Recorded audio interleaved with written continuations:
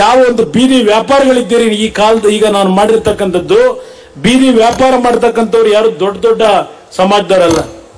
ಬೀದಿ ವ್ಯಾಪಾರ ಮಾಡ್ತಕ್ಕಂಥವ್ರು ನನ್ನ ಮುಸಲ್ಮಾನ್ ಬಂಧುಗಳು, ಬೀದಿ ವ್ಯಾಪಾರ ಮಾಡೋರು ಹರಿಜನ ಸಮಾಜಕ್ಕೆ ಸೇರಿರ್ತಕ್ಕಂಥ ದಲಿತ ಸಮಾಜದವರು, ಇವತ್ತು ಹಿಂದುಳಿದ ವರ್ಗದವರು, ಬೀದಿ ವ್ಯಾಪಾರ ಮಾಡ್ತಕ್ಕಂಥ ತರಕಾರಿ ವ್ಯಾಪಾರ ಮಾಡೋರು, ಹಣ್ಣಿನ ವ್ಯಾಪಾರ ಮಾಡೋರು, ಹೂವು ಕಟ್ಟಿ ಜೀವನ ಮಾಡ್ತಕ್ಕಂಥ ಕುಟುಂಬದ ಹೆಣ್ಣು ಮಕ್ಕಳಿಗೆ 1,000 ರೂಪಾಯಿನಿಂದ 10,000 ರೂಪಾಯಿಗಳನ್ನ ಬಡ್ಡಿ ರಹಿತವಾಗಿ ಯಾವುದೇ ಸೆಕ್ಯೂರಿಟಿ ಇಲ್ಲದೆ ನಿಮಗೆ ಕೊಡ್ಲಿಕ್ಕೆ ಈಗಾಗಲೇ ಸರ್ಕಾರದಲ್ಲಿ ಆದೇಶ ಕೊಟ್ಟು ಈ ಕಾರ್ಯಕ್ರಮ ಪ್ರಾರಂಭ ಮಾಡಿದ್ದೀನಿ. ಉಪಯೋಗ ಮಾಡ್ಕೊಳ್ಳಿ, ಬೀದಿ ವ್ಯಾಪಾರಿಗಳನ್ನ ಉಪಯೋಗ ಮಾಡ್ಕೊಳ್ಳಿ. ಯಾರ ಹತ್ರ ಹೋಗಿ ಬಡ್ಡಿ ದುಡ್ಡು ತಗೋಬೇಕಾಗಿಲ್ಲ. ನೀವು ಈ ಸರ್ಕಾರದಲ್ಲಿ ಆ ಕಾರ್ಯಕ್ರಮ ಏನು ಕೊಟ್ಟಿದ್ದೇವೆ, ಇದು ಬಡವರಿಗೋಸ್ಕರವಾಗಿ ಯಾವ ರೀತಿ ನಾವು ಹೊರಟಿದ್ದೇವೆ ಅನ್ನೋದು. 60 ವರ್ಷ ಮೇಲ್ಪಟ್ಟವರಿಗೆ ಸಮಾಜ ಅಂತಕ್ಕಂಥದ್ದಿಲ್ಲ, ಇಲ್ಲಿ ಎಲ್ಲಾ ಸಮಾಜದವ್ರಿಗೆ ಸಿಗುತ್ತೆ. 500 ರೂಪಾಯಿ ಇದ್ದಿದ್ದನ್ನ ಈಗ 1,000 ರೂಪಾಯಿ ಕೊಡ್ತಾ ಇದ್ದೇವೆ. 1,000 ರೂಪಾಯಿ ಏರಿಕೆ ಮಾಡಿದ್ದೇನೆ. ಮುಂದಿನ ವರ್ಷ ಅದು 2,000ಕ್ಕೆ ಏರಿಕೆ ಆಗುತ್ತೆ.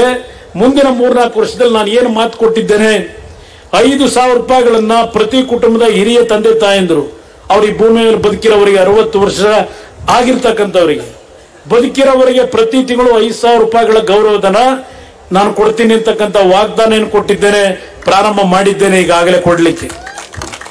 ಇದನ್ನ ಅರ್ಥ ಮಾಡ್ಕೊಳ್ಳಿ. ಇವತ್ತು ಈ ನೀರಾವರಿಯ ಸೌಲಭ್ಯದ ಬಗ್ಗೆ ಪಾಪ ಇಲ್ಲೇನೋ ಕೊಟ್ಟಿದ್ದಾರೆ ಒಂದು ಅಡ್ವರ್ಟೈಸ್ಮೆಂಟ್. ಶಿಕಾರಿಪುರ ತಾಲೂಕಿನ ಉಡುಗಣಿ, ತಾಳಕುಂದ, ಹೊಸೂರು ಏತ್ ನೀರಾವರಿ ಯೋಜನೆ 425 ಕೋಟಿ. ಪಾಪ ಫೋಟೋ ಹಾಕೊಂಡು ಕೊಟ್ಟವ್ರೆ. ಮಹಾನ್ ಬಾಬು ನನ್ನ ಹತ್ರ ಯಾವತ್ತೂ ಬಂದು ಭೇಟಿನೇ ಮಾಡಲಿಲ್ಲ. ಬಜೆಟ್ ನಲ್ಲಿ ದುಡ್ಡು ಕೊಡೋದು ನಾನು, ಆರ್ಥಿಕ ಸಚಿವ ಇವತ್ತು ಸದ್ಯಕ್ಕೆ.